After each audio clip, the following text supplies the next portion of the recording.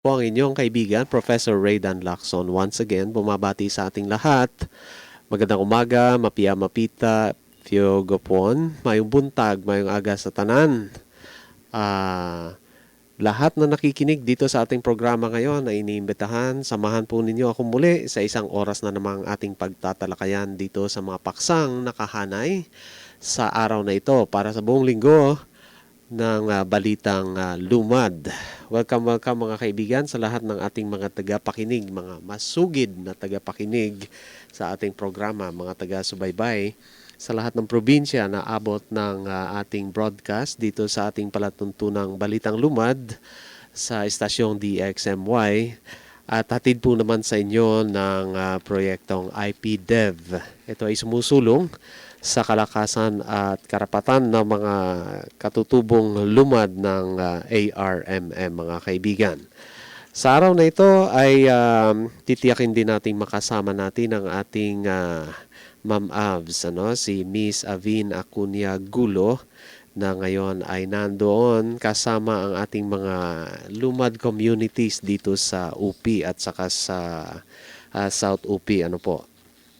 At sila ay merong isang napakahalagang mga activities o gawaing pinapatakbo ngayon. Kaakibat na rin itong ating pagsusulong ng mga issue at mga concerns ng ating mga kapatid na lumad dito sa loob ng ARMM, mga kaibigan. Pero sinisikap din po natin na mamaya-maya siguro at around 10:30 ay makasama natin si Ma'am Abs via phone patch, mga kaibigan. Kaya standby lang po kayo at tayo ay magpapatuloy sa pagbibigay ng mga latest updates dito sa ating topic, sa ating programang Balitang Lumad, once again brought to you by IPDev. Bago tayo magpatuloy, mga kaibigan, ang ating oras po ay ganap ng 5 minuto makalipas ang alas 10 ng umaga. Yung mga review ng ating mga kasaysayan, hindi lang para sa mga lumad o para sa mga indigenous peoples, kundi para na rin sa ating mainstream society na nakikinig sa lahat ng mga probinsya ng Maguindanao, Sultan Kudarat, Lanao del Sur, Zamboanga Sibugay, Zamboanga del Sur, ganun din sa bahagi ng Davao del Sur at saka sa Southern Bukidnon area, marami po kayong matutunan dahil ang ating balitang lumad is some kind of, cultural or intercultural education on air. Alam po ninyo, mga kaibigan, mahalaga po ito kasi nga dito sa Mindanao, tanggap na natin na tayo ay binubuo ng multi-cultural societies, yung lipunan na maraming klase-klaseng pamaraan sa buhay, ng pagsasabuhay ng ano man ang mahalaga sa kanila, Kaya nga may tinatawag tayong sinasabi nga, mga kaibigan, Tribe People of Mindanao. Tribe People, ibig sabihin tatlong malalakihang kategorya ng ating pagkilala sa sangkatauhan ng Mindanao. Nandyan ang unang-una, itong indigenous peoples, o kung tawagin collectively ay lumad, yung mga datihang talagang nandito sa Mindanao.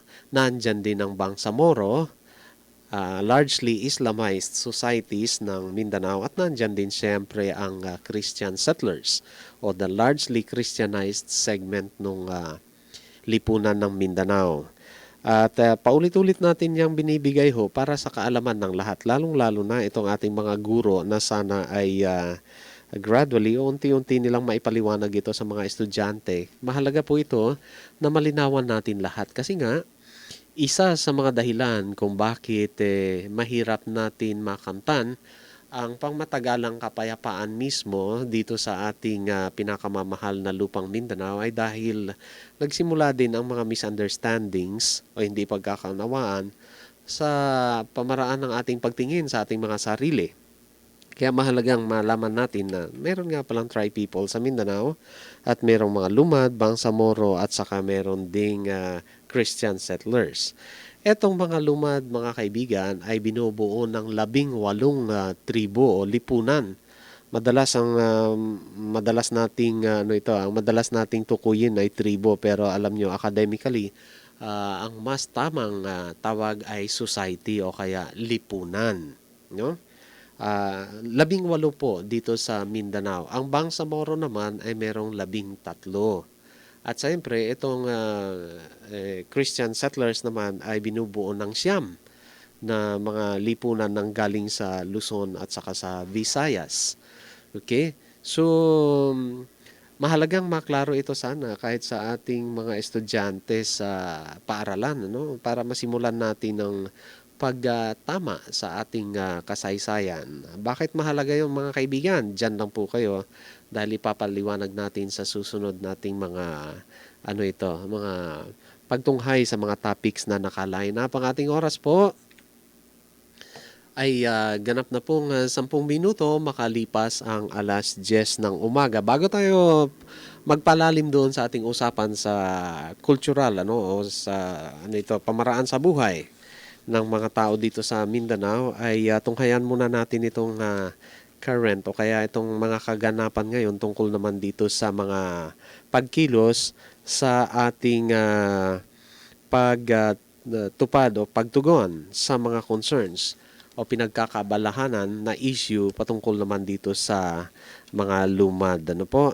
Mga kaibigan, itong mga nakaraang 3 linggo na po ay masigasig na sinusulong o kaya ay inaatupag ng ating mga lumad communities, ng ating mga POs o People's Organizations at saka itong mga NGOs o non-government organizations. So pangkalahatan ay tawagin nating CSO o Civil Society Organizations. Ang pagtugon dito sa mga concerns ng lumad. Una na riyan ay sa loob mismo ng ARMM ay sinisikap ng ating mga CSO, so Civil Society Organizations, na makilala ng legal ang mga lipunan ng lumad sa loob ng ARMM. Kasi nga ay sa kanilang pag-iisip, kasama na siyempre ang proyektong nasa likod nitong ating programa, ang IPDev, ay ang mga lumad natin, yung mga indigenous peoples among the tribe peoples ng Mindanao o sa pangkalahatan ng lipunan ng Pilipinas ay marginalized. Ano ba itong ibig sabihin ng marginalized sa wikang Tagalog, sa wikang Ilonggo? Ambot lang kaya dyan, Chip, ano kaya ang ating equivalent, paring burn? Marginalized.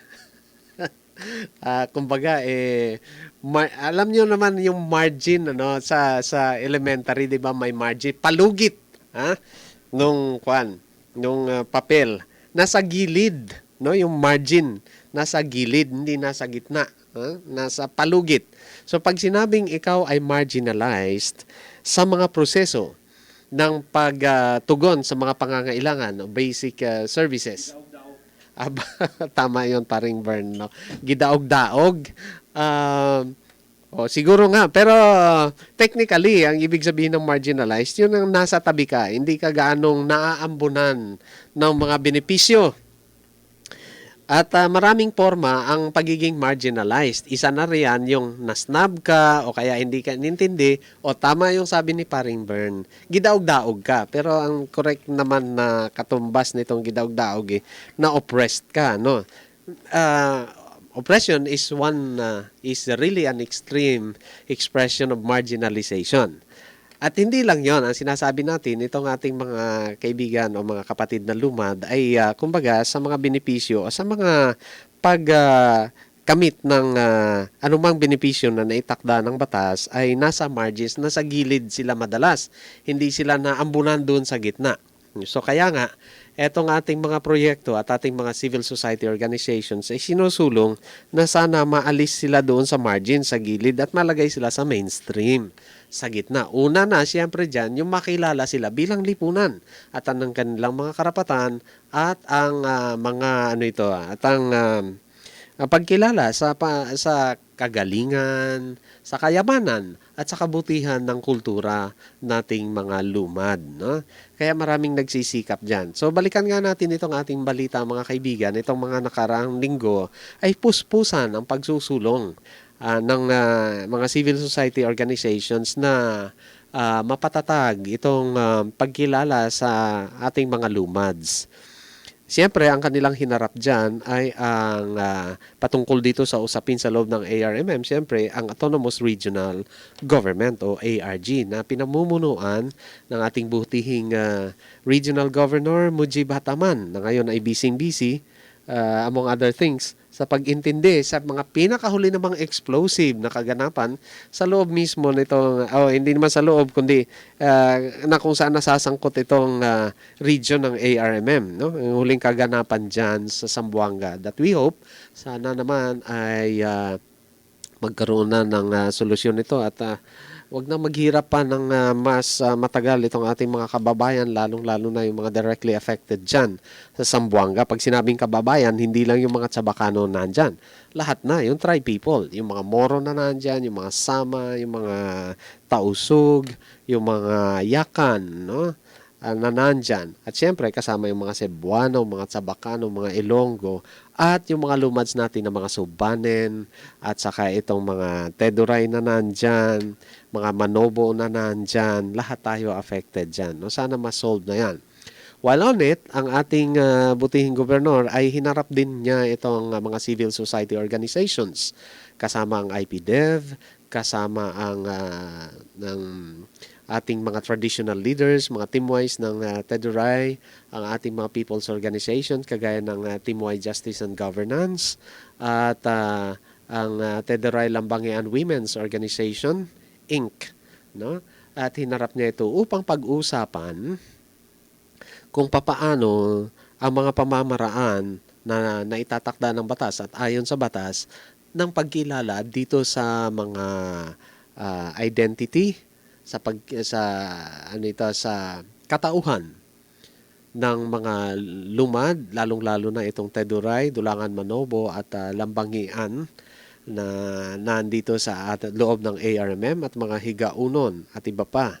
Siyempre sa usaping yan ay ang pinakapuso ng pinag-uusapan ay yung IPRA, ay yung Indigenous Peoples' Rights Act. Paano ito mapatupad sa loob ng ARMM? So yan yung pinag-uusapan ni Governor Mujib Hataman at ang ating mga civil society organizations. No? Bago ako magpatuloy mga kaibigan, ang ating oras po ay ganap na pong 17 minuto makalipas ang alas 10 ng umaga. Ganyan pa man mga kaibigan nga, nabanggit ko kanina na pinag-usapan ni Governor Mujib Hataman at ang ating mga civil society organizations kung paano maipatupad ang mga probisyon ng batas na Indigenous Peoples' Rights Act or IPRA 1997. Itong batas na ito ay maraming beses na naipaliwanag natin kasama si Ma'am Avs na ito ang batas para sa mga indigenous peoples na kung saan nagbibigay ng pamaraan, legal na pamaraan sa kanila upang maalis doon sa marginalization. Meron silang 4 na bundle of rights dito. Right to ancestral domain, right to cultural identity, human rights, social justice, yung mga ganyan, ano? At ito nga ay kinalulungkot ng karamihan, lalo na ng mga lumad dito sa loob ng ARMM, dahil hindi ito na ipapatupad sa loob ng ARMM. While it is the law for indigenous peoples all over the Philippines, ang kanyang implementation nito sa loob ng ARMM ay hindi ganon kasigla. Una na riyan, sinasabi nga kasi yung ahensya ng gobyerno na naatasan na magpatupad nitong batas na ito o siyang mag-facilitate ng pagtutupad ng batas na ito, yung National Commission on the Indigenous People or NCIP ay hindi gumagalaw dito sa loob ng ARMM. Ang dahilan dyan mga kaibigan ay dahil daw ang NCIP ay hindi naman mandated sa loob ng ARMM dahil instead of NCIP ang nandito sa loob ay OSCC o Office of Southern Cultural Communities. Kaya sabi ng NCIP ay hindi maitupad yung IPRA dyan dahil walang NCIP dyan, OSCC ang nandyan. And OSCC is not mandated to facilitate IPRA. Ganun nga ba yun? Well, anyway, yan ay patuloy na pinag-uusapan. So, sa matagal na panahon, mula noong 1997, na itakda itong batas na ito, ay hindi ito natamasa ng mga lumad dito sa loob ng ARMM. Kaya ngayon, yan yung kanilang pinagkakabalahanan, no? Natin lahat pinagkakabalahanan kasama ang IPDev, ang proyektong nasa likod ng programa na ito upang kausapin ang Autonomous Regional Government kung paano ito masolusyonan. At sa butihing palad ay ang ating gobernador Mujib Ataman ay nagsabing wala namang legal impediment o wala namang hadlang sa pagpapatupad ng IPRA sa loob ng ARMM. Kahit na nandyan yung OSCC, kahit na sinasabi ng NCIP cannot operate inside ARMM dahil may OSCC, wala namang legal na hadlang na mag-operate ang NCIP at saka magpatupad ng ang IPRA. So magandang balita yon. 2 weeks ago, yan ho ang pinag-usapan dito sa loob ng ARG sa usaping lumad, ano, hinarap ni Governor Mujib Ataman ang ating mga traditional IP leaders, ang ating mga people's organizations and civil society organizations sa likod ng mga movements ng lumad kasama ang IPDev. At yun na nga, ngayon ay nagbubuo sila ng mga mekanismo kung paano ma-coordinate ang pagtakbo ng NCIP sa loob ng ARMM. So may pag-asa po mga kaibigan, para sa ating lahat na nakikinig sa Zamboanga del Sur, Zamboanga Sibugay, dito sa UP, sa South UP, kasama na dito sa North Cotabato, Maguindanao, and Southern Bukidnon, Lanao del Sur, and Davao del Sur. May pag-asa po ang sa wakas na magkaroon ng pagkilos o kaya tamang tamang pag-establish ng NCIP sa loob ng ARMM. Mga kaibigan, ang ating oras po ay ganap ng 23 minuto makalipas ang alas 10 ng umaga. Isang eye-opener iyon, ano, sa ating mga kaibigan dahil una, dito natin nalalaman na for a long while pala ay hindi nag-operate ang NCIP sa loob ng ARMM, lalo na dito sa mainland ARMM. I'm talking about Lanao del Sur and Maguindanao provinces. And then, isang malaking eye-opener din sa atin na yung ating kasalukuyang Regional Governor Mujib Ataman ay mismo nagpapahayag na wala namang legal na hadlang sa pag-operate ng NCIP sa loob ng ARM. At therefore, pwede siya mag-establish ng kanyang opisina sa loob ng ARMM in coordination with, of course, ito ay standard operating procedure, in coordination with specific regional government agencies na meron ding mandate sa pag-atupag ng mga concerns ng ating lumad na mga kapatid kagaya ng OSCC, siyempre Office of the Southern Cultural Communities, kagaya ng opisina ng Deputy Governor for the Indigenous Peoples. Ayan, At siyempre, kasama na rin ang opisina ng Regional Legislative Assemblyman natin na kakatawan sa mga indigenous communities sa loob ng ARMM at marami pang iba. So iyan ay nag-meeting at nitong nakaraang 2 linggo ay napagkasunduan na sila ay magbubuo ng isang memorandum of understanding. Memorandum of understanding kung paano una mag-coordinate, mag-collaborate, magtulong-tulong sa paglatag ng mga mekanismo upang matulungan ang mga indigenous peoples o matugunan ang mga hinaing ng mga indigenous peoples sa loob ng ARMM. Una na riyan, mga kaibigan, ay yung pagkilala sa kanilang ancestral territory, okay? O ancestral land o kaya ancestral domain.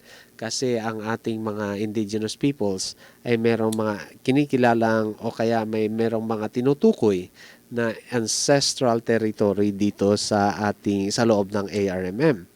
Sino-sino nga pala itong mga indigenous people? So ulitin ko mga kaibigan, sa loob ng ARMM, nandyan po, siyempre, isang malaking lipunan ang Teduray. Okay?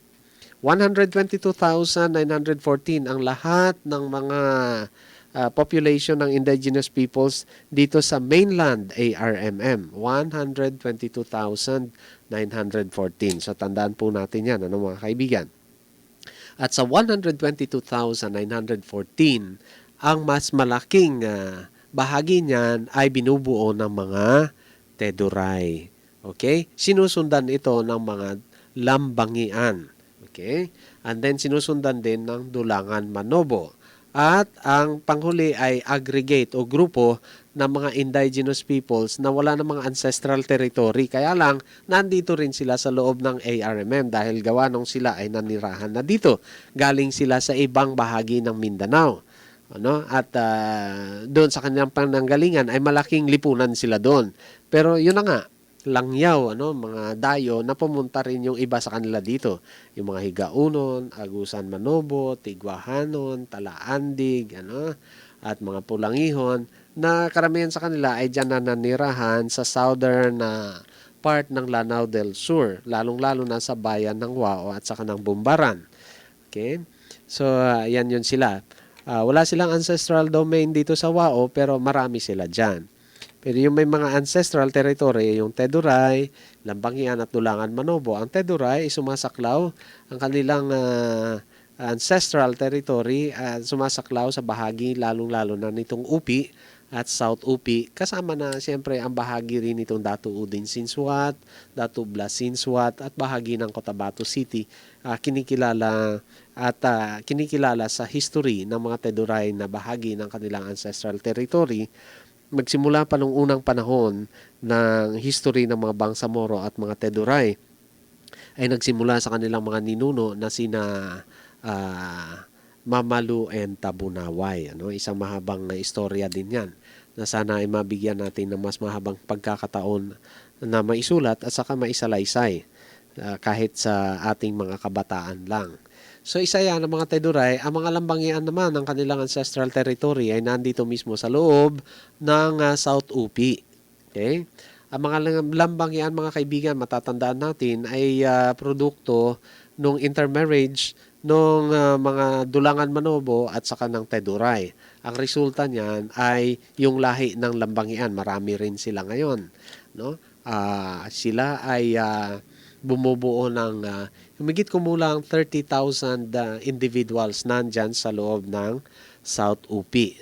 And then, ang isa pang indigenous society natin na mayroong ancestral territory sa loob ng mainland ARMM ay itong Dulangan Manobo na naninirahan lalong-lalo na dito sa Barangay Tubak, Ampatuan, Maguindanao.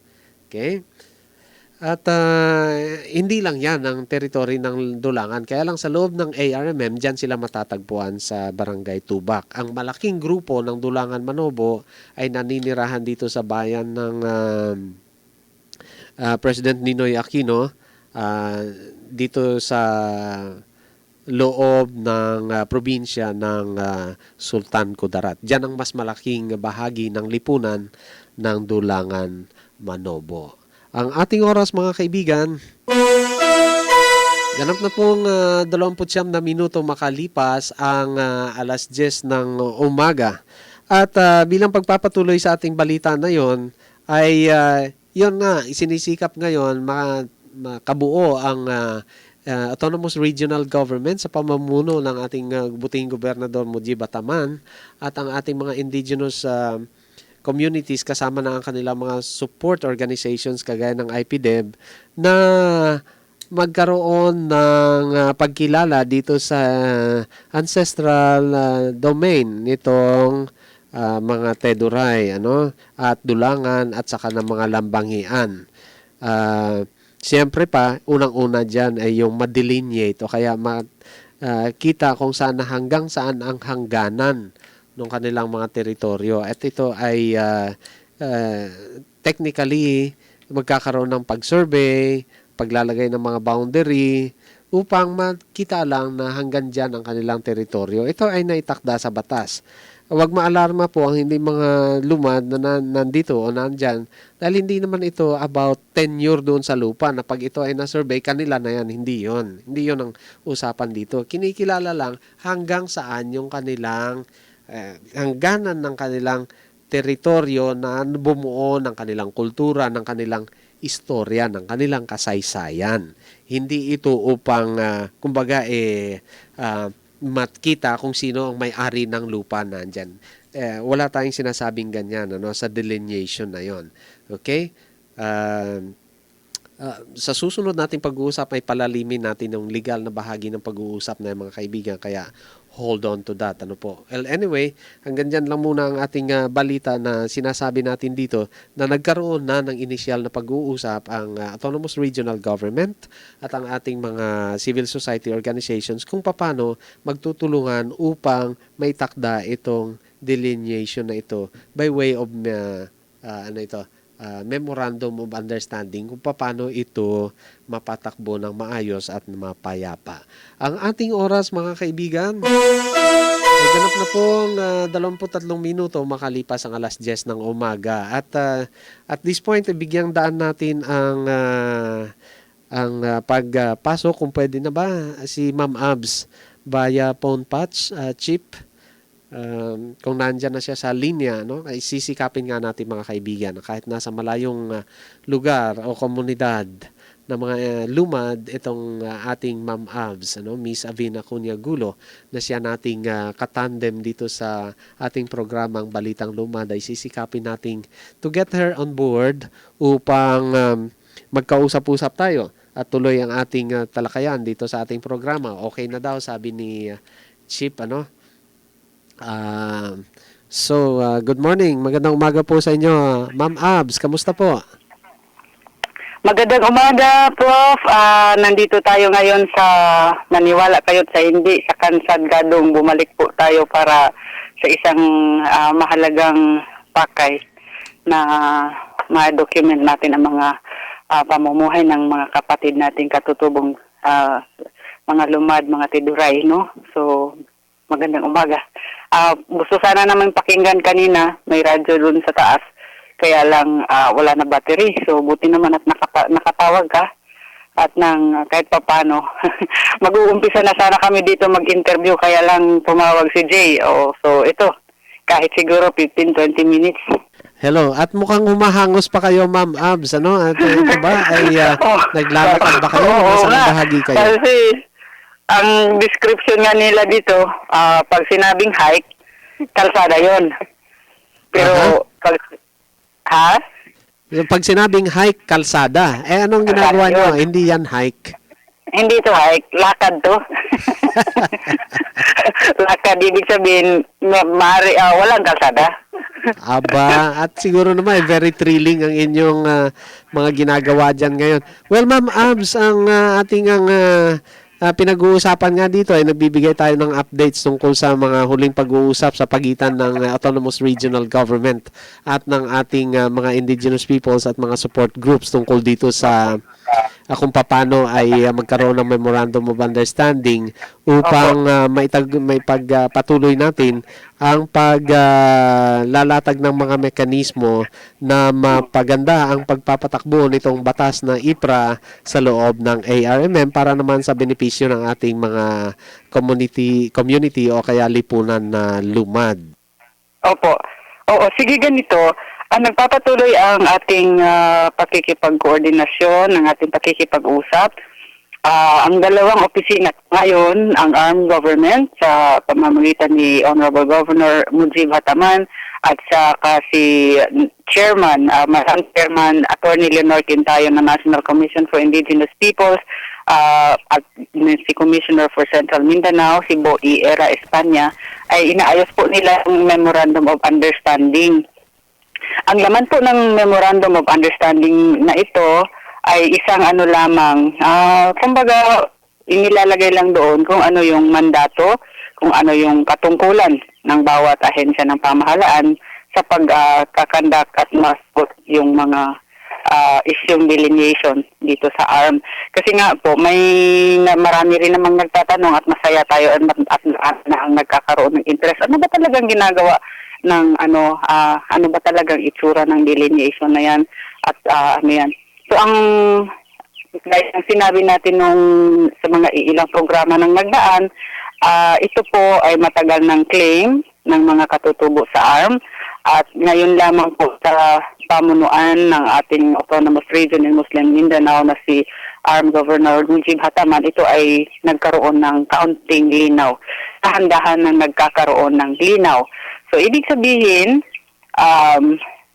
under the law, under the Republic Act 9054, kailangan magkaroon na ng delineation ang lupaing ninuno ng mga lumad dito sa ARM. So ang Okay, so NCIP magandang naman balita siya yun, Ma'am Abs, at maraming may mga nagtatanong, gusto rin nilang maliwanawan na ito ba ay isang magandang balita? Bakit na maganda ito? Ano ang benepisyo ng delineation na ito para sa mga communities? Yes, opo. Kasi ganito po yan. Kung matandaan po natin, ang batas po ng IPRA, ayan po ang peace agreement ng pamahalaan ng Pilipinas at sa mga katutubong pamayanan sa buong Pilipinas din. So bilang peace agreement, meron po silang katungkulan na tuparin kung ano yung mga pinag-usapan doon sa IPRA. So ngayon, sa buong Pilipinas, itong pag-delineate ng mga lupaing ninuno ay ginagawa na ito sa mga katutubong lupain sa ibang mga probinsya. Nahuhuli lang parati ang Maguindanao. So ngayon, sa Basilan, ayun, nagtatrabaho sila doon ng delineation nila para malaman talaga kung saan ang mga hangganan ng mga lupaing katutubo. So dahil nahuli nga ang Maguindanao, medyo kung sa Bisaya pa naiwit, kung huli ka na, edi na umpisahan mo na ngayon, edi magandang balita yon kaysa huling-huli ka na talaga. So, doon po sa mga nagtatanong, masaya po tayo at kayo nagkaroon ng interest. Ang pinaka-sangay ng pamahalaan na talagang nakakasagot din sa mga tatanungan na yan ay ang ARM government. So kung sino may katanungan tungkol sa delineation, ay siyempre makipag-ugnayan lamang po doon sa opisina ng Autonomous Region for Muslim Mindanao, sa opisina ni Regional Governor Hataman. So yun Okay, po. Ma'am Abs, so, Tayo dito, kamusta? Ano ang nakahanay dyan sa inyong mga gagawin ngayon? At ano na ang mga kaganapan dito sa inyong mga isinasagawa kung saan man kayo nanoroon? Opo. Actually, yung punta natin ngayon dito sa Kansad Gadong ay iba doon sa usaping ARM at NCIP. Ito ay ang pagpapatuloy natin na trabaho sa IPDEB na maisulat kung ano yung mga katutubong pamamaraan. Kagaya ngayon, tinitingnan din kasi natin ang pamamaraang pansakahan ng mga katutubo, yung tawag nating sustainable agriculture. So, paano ba sila nagkakaroon ng mga produkto sa kanilang palibot na hindi sila nakakaranas ng gutom, hindi sila nakakaranas ng kahirapan. Actually, kung titingnan natin dito sa lugar ng mga Tiduray, itong where we are right now, kompleto. Kompleto sila sa palay, kompleto sila sa gabi, sa mga, kung anong pagkain na kailanganin natin na hindi na kailangan ng external inputs like commercial fertilizers. Buhay na buhay ang kanilang pansakahan dito. In fact, dito nga, tinitingnan natin yung area nila, may mga isda din naman pala sila, may mga manok, may mga baboy, may mga baka, kabayo, kompleto, no? So, ito po yung gusto nating maisulat at maipaalam na may pamamaraan ng tribo. May pamamaraan ng tribo na mabuhay ng marangal na hindi na kailangang pahirapan pa sa pamamagitan ng magpautang ng abono, magpautang ng hybrid seeds na wala rin hindi man nila kagagawian yan.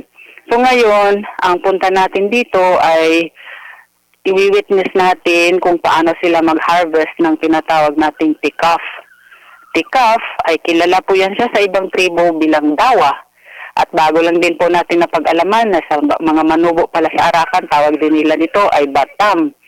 So ito ay indigenous grain, similar to rice, similar to corn, na kinakain, no? Na hindi kailangang magiging dependent lamang sa rice kasi meron naman tayong mga substitutes to rice.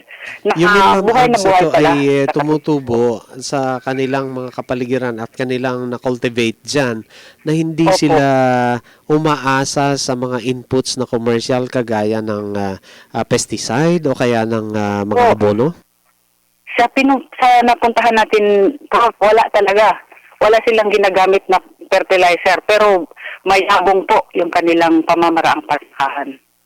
Isang magandang Ito yung balita mga- yan, Ma'am Abs, ano? Kasi kadalasan yung mga walang ganong alam ay akala pagka nandyan ka na sa komunidad ng mga lumad ay talagang kung sa Ilonggo pa, waay gid, no? Kulang Hindi gid. gid na But yan, hindi what gid you're na saying tuon. is it is not true. Sustainable yung kanilang mga Oo. pag-cultivate ng kanilang makakain dyan.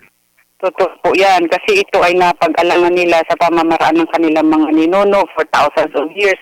Bakit po pasukan ng bagong teknolohiya na makakalulong lang naman sa kanila sa pagkakautang. So ayaw natin yun na ang isang tao ay ng utang na hindi niya naman kinakailangan in the first place. So yun po. At kumbaga, Ma'am Abs, ang kanilang mga pananim na nandyan ay sustainable, no? Ano ba sa Tagalog itong sustainable? Oo. Kumbaga, Sustainable. mataas ang posibilidad Sa mga Bisaya. talaga na ito ay tatagal. O pagpasensyahan nyo na po, Prof, kasi ako talagang bisdak man ako. So, alam ko ang salitang bisdak para sa sustainable. Malungtaron. Ayun, maluntaron, ha? Malungtaron, mulungtad, o dugay ba? Tumatagal, no? Sa katagalan, nandyan pa rin siya. So, yun ang sustainable. Paano ka tawaging sustainable ngayon na may utang ka? So, hindi ka talaga magiging sustainable kung nagkakautang ka sa kumpanya ng abono, kung may utang ka sa kumpanya ng seeds. Dito nakikita natin sila nang nag-iipon ng kanilang similya para sa susunod na planting season. So napakagandang bagay po 'yun. Yan. Isa sa mga siyempre tinatanong ng ating mga mainstream society ay kumbaga kung meron silang mga pagkain dyan na kanila at mukhang hindi nga ito naman nakadepende dito sa mga commercial na pag-package o presentar nitong ating mga pagkain kagaya ng bigas at kung ano-ano pa, yung sa kanila ay talagang katutubong pamaraan at sabi nga sustainable. Kamusta naman po ang kanilang pangkalahatang sustenance, kalusugan? Ito ba ay nagbibigay din sa kanila ng lakas ng katawan? Siguro, Prof, kung tingnan natin magiging basehan natin sa kalusugan ng katawan kung paano sila, of course may nagkakasakit, pero paano sila, how they live their lives every day. Kung hindi kay pahayag ka, kung papalakarin ka ng araw-araw ng ilang kilometro, kung hindi ka malusog, hindi mo malakad yun. Araw-araw nilang ginagawa, yun, di malusog sila. Kung gano'n, Tama, no? kung kalusugan lang, no? Kasi talagang, ako nga, bilang na lang talaga na, siyempre, gusto ko marating ang lugar, hindi kinaya ng ating mga kasukasuhan, medyo kailangan natin ng kabayo. Kahit pa paano, nakarating natin yung lugar. Pero karamihan sa kanila, hindi naman ang sinasakyan ng kabayo. Ang kabayo ay nilalagyan lang ng mga ani, no, yung kanilang mga produkto. So kung kalusugan na pag-usapan, totoo, may mga nagkakasakit. Pero hindi sila yung tipong nandyan na sakit nandyan sa kumbaga sa ating setting dyan sa city, sa mga siyudad na hindi na tayo makakagalaw kung ka. So dito meron pa silang nakukuha mga halaman sa paligid nila. Ayun ang gagamitin nila kung tuwing silang may karamdaman. So yun ang gusto nating magaya, yun ang gusto nating tingnan kung bakit pwede palang mabuhay ang tao na walang pera. Na hindi yung pera yung immediate, no? Immediate na punteriya kung ikaw ay magkakaroon ng mga taniman. Ayun. Parang At syempre, yan ay yung tema nitong tinatawag nating sustainability, no? Hindi yung commercial gains kaagad, kundi kung paano sa ating mga pag-produce ng mga bagay-bagay, hindi yung commercial gains ang iniisip, kundi kung paano ito tatagal, magiging maluntaron, sabi nga na So, Ma'am Abs, ang inyong activity dyan ay kumbaga kayo ang natututo o meron din na ihahatid ng mga bagong kaalaman ang grupong IPDEV sa ating community? two-way ba ito na ano Opo. ito na learning? Ang IPDEV ay natututo sa mga sustainable na pamaraan ng ating mga community. At the same time, meron ding naibibigay na bagong kaalaman ng IPDEV kung paano mapatatag pa itong kanilang pamaraan Siguro, na maging sustainable. gusto ko siyang tingnan na bigayan, both ways, no? May natutunan tayo from the IP communities at ang IPDEV naman ay may gusto ring maipaabot na bagong kaalaman sa mga katutubong lumad, no? So kagaya nito, actually kahapon lang natin natapos yung ating training on sustainable agriculture dyan sa UP. O, ang ating kasamahang community development specialist na si Mario Katubay, siya po ang lead specialist dito kasama ang development consultants, ang DevCon.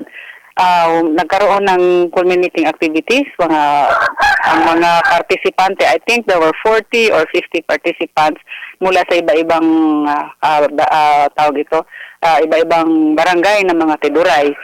Tinuruan sila ng mga pamamaraang organic, kagaya ng paano gumawa ng organic fertilizer, kung paano gumawa ng mga organic na pampataboy kulisap, paano gumawa ng pampabulaklak, pampabunga ng mga organic. So napakagandang teknolohiya po yun na talagang masayang-masaya. Nakita natin yung last day nila kahapon na para in partnership ito sa UP Agricultural School. So doon sila nagkaroon ng idea paano magkaroon ng vermicompost, ng organic fertilizer, mga fermented plant juice.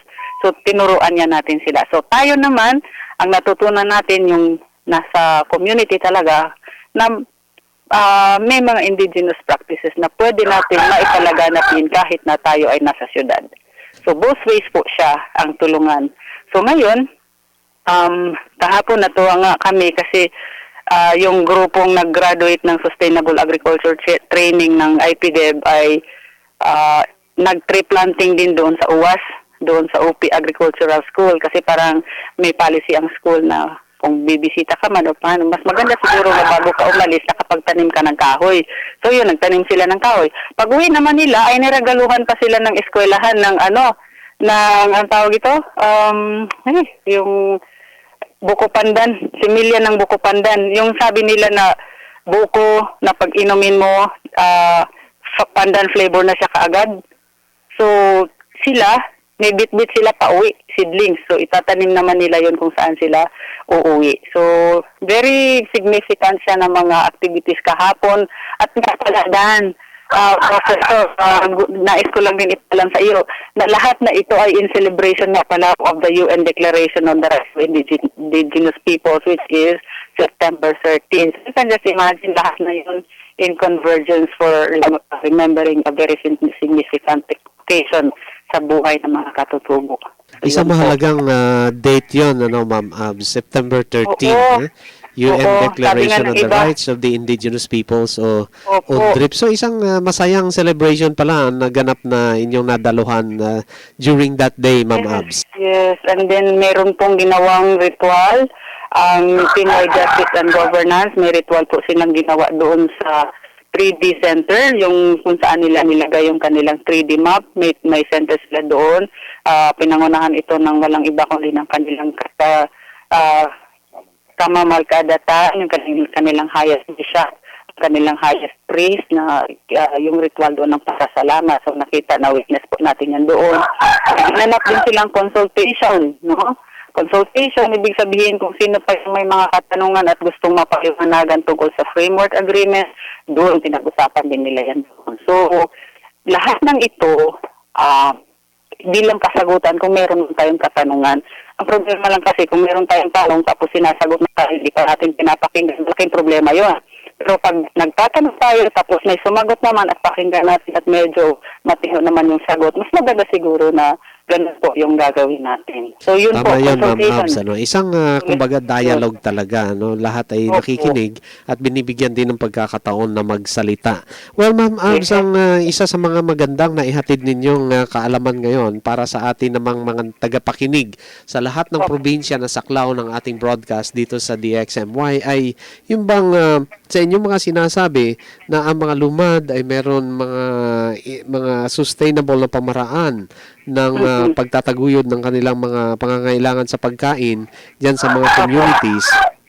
Ito ay isang magandang kaalaman din sa atin dahil ang mas iniisip ng karamihan, with all due respect, ay kapag sinabing lumad, yun na nga, sabi ko kanina, sa Ilonggo pa, waay-waay gid, daw kulang gid. But that is not true.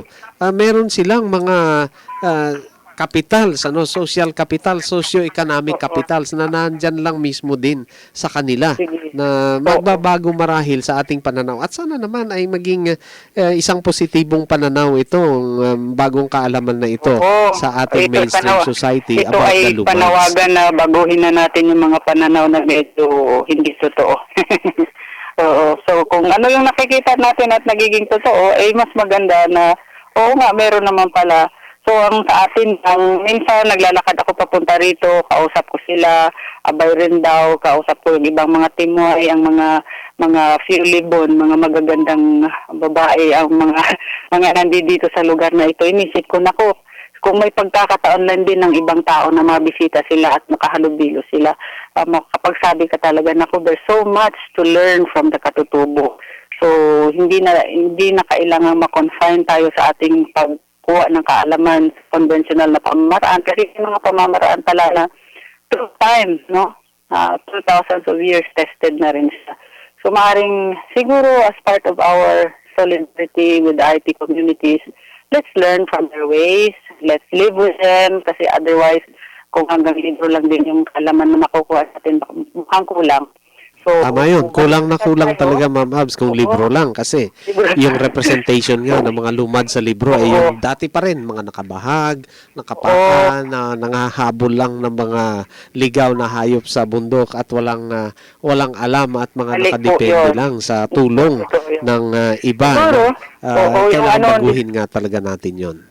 Kulang nga kahit na may access na tayo sa internet, yung kaalamang natutunan natin sa internet, kulang pa rin yun aside sa mas kung ikumpara mo sa actual na pagbisita at pagtingin. Kumbaga, hindi tayo ang mag-impose ng kaalaman natin, kundi tayo ang makakakuha din ng kaalaman sa kanila.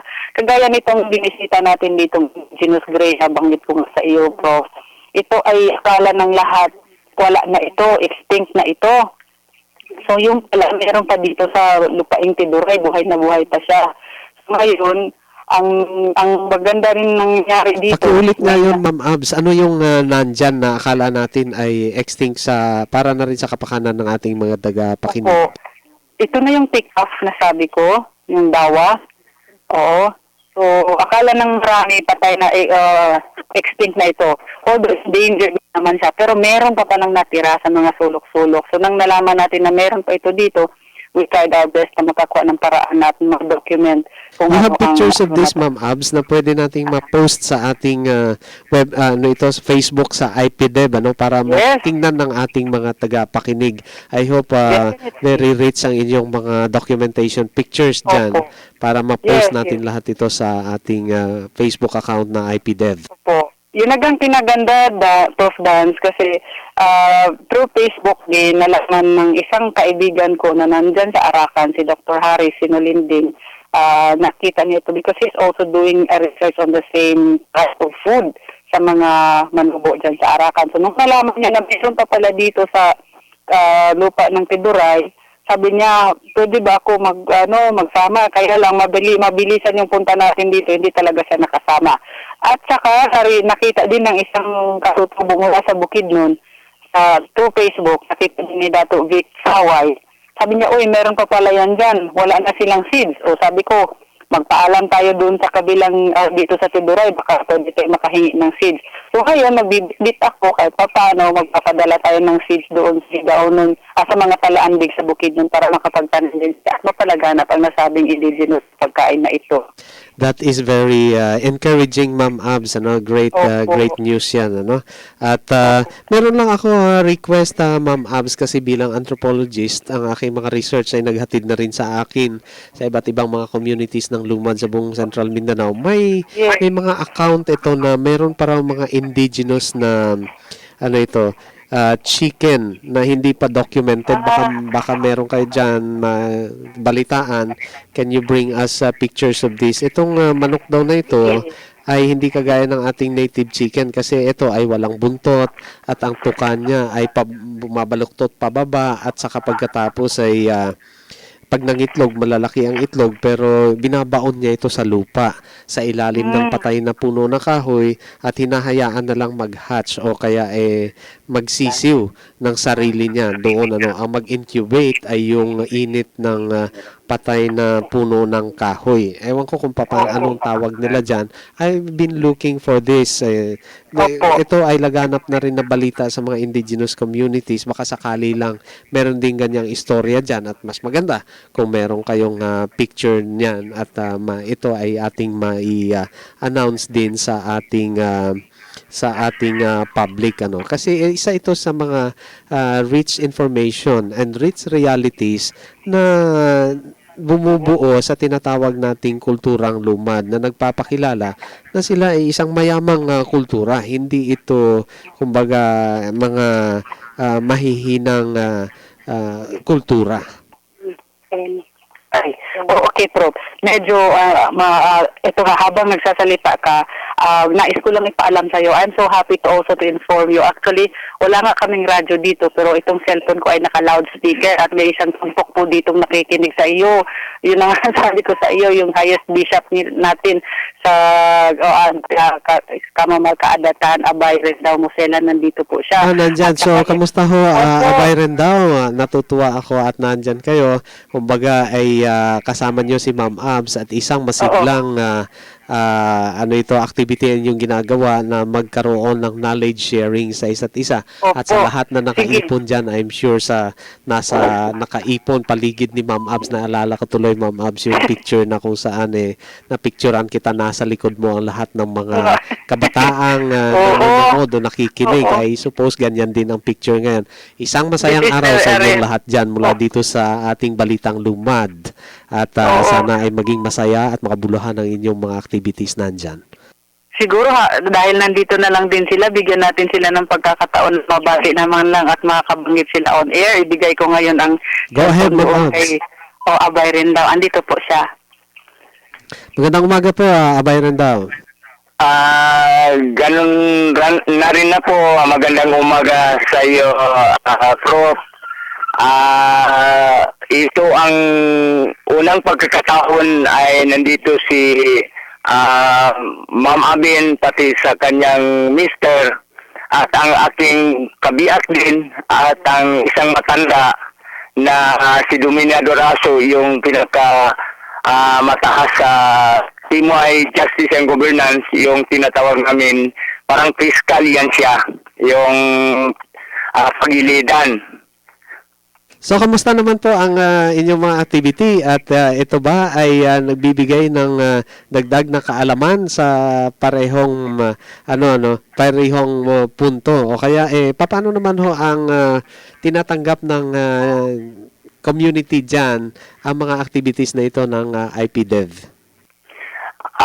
Lubos kami nagpapasalamat sa inyong magandang programa sa DXMY na yung hindi na makapunta naman sa mga siyudad o populasyon sa anumang mga mahalagang activity ay narinig po kayo sa ere na yung mayroong sa radyo, sa transistor ay makarinig sila sa inyong mga programa sa bawat Sabado ay marinig nila yung mga magandang programa. So, Abay rin daw, sa ganung paraan din po ay bibigyan ko kayo ng pagkakataon na batiin ang lahat ng tagapakinig sa ating programa at kung ano pang inyong mahalagang mensahe para sa sambayan ng Teduray po. Okay, Teduray na ako. Go ahead po. Tarasang babili Sabado, babili alaman Sabado ini programa ay IPDB.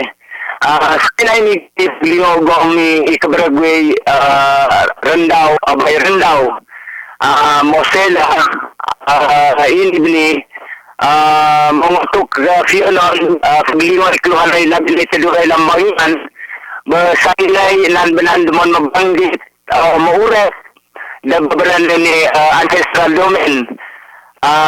Nagdilination na ni pasalamat ko dahil gobernador mo di ba sa mga amin linguan ay kluhan ay ito yung mahalaga.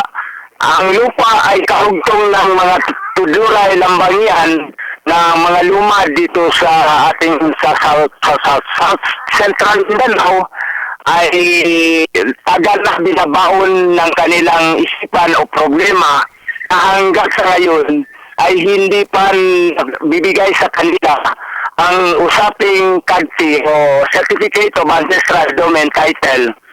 Tagal na hinahanap o ginaantay ng mga katutubong Taduray at Lambangyan dito sa ARMM, lalo pa particular in Maguindanao, may UPI, North UPI, South UPI, sa certain municipalities na sakop ng ancestral domain, ay dyan sila lahat na nag-aantay kailan ba at lahat ng mga proseso o mga pamaraan ginasunod ng mga katutubong Taduray and Lambangyan, ang lahat ng batas dyan na wala na kaming hindi na sinasamaan, kundi lahat na sa mga proses ng pamaraan upang makarating sa mga ahensya ng gobyerno. Dahilan sa mga katutubo, wala namang silang ibang lugar kundi sa kanilang mga lupaing ninuno. So ito ngayon, lubos ako nagpapasalamat, isang kamakagadatan tungo o isang obispo pa kung i-translate natin ay mataas sa mga spiritual leader na itong mga hinaing namin, gusto naming mithin ay maabot dahilan alang-alang sa aming mga sunod na henerasyon ay wala na silang lupaing ninuno. So, yun lang po. Maraming salamat sa pagkakataong ito. At Nandito iyang kami. mensahe ninyo No? ay kumbaga nagbibigay ng dagdag na lakas ng loob sa ating mga communities na patuloy na sikaping makamtan ng ating mga mapayapang pamaraan ng pagkamit nitong ating pagkilala, ano, at ang IPDEB naman ay nasa kasama ninyo sa mapayapang pamaraan. Nulit natin, ano, sa mapayapang pamaraan dahil suportado natin ang peace process ng Mindanao at isa ito sa mga segment o bahagi ng peace process ng Mindanao. Kaya maraming salamat sa inyo, Temway Rendao, Abay Rendao. Wala na tayong oras, ano, kaya Ma'am Abs, any final word po? Yun lang po, Dan. Alam ko pong hinahabol natin ng oras. Maraming pong salamat sa lahat at see you go on. Maraming salamat, Ma'am Abs, at sa lahat ng mga tagapakinig dyan sa activity na kanilang ginagawa ngayon sa UPI. At mga kaibigan, wala na po tayong oras. Dito sa Balitang Lumad, ang inyong kasamang Professor Raydan Lacson ay nagpapaalam at nagpapasalamat sa isang oras na masayang pagtatalakayan natin. Sana ay samahan ninyo muli ang Balitang Lumad sa susunod na linggo, tuwing alas 10 ng umaga hanggang alas 11, tuwing Sabado, linggo-linggo po dito sa ating himpilang DXMY. Ang inyong kasama ay nag-iiwan, Professor Raydan Lacson, ng isang mapayapang linggo sa ating lahat.